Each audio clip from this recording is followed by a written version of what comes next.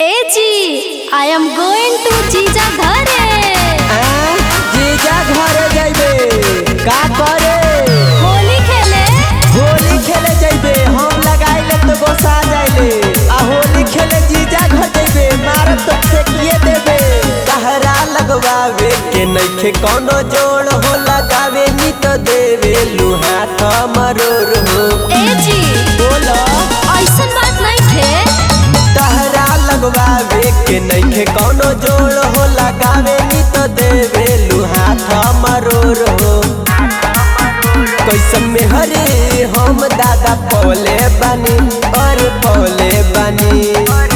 सुनी ना हम सच सच रउआ से पतवले बनी।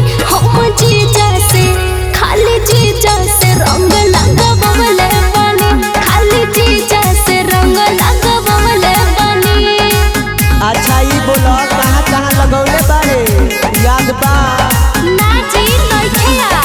नइखे याद मारब तो सब सच बकते दे। संतोष पागल बुझले बारे।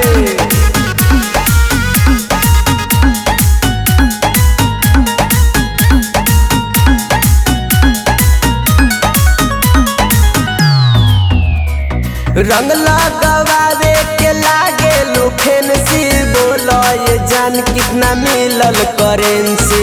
मिलल करेंसी हो मिलल करेंसी। धक धक करत रहे हमर जियावा। पियावा हो पियावा। पियाऊ हो पियाऊ।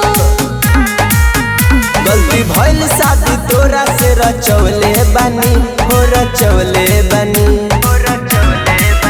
हम सच सच रउआ से पतवले बनी। हम जीजा से खाली जीजा से रंग लगवले बनी। खाली जीजा से रंग लगवले बनी।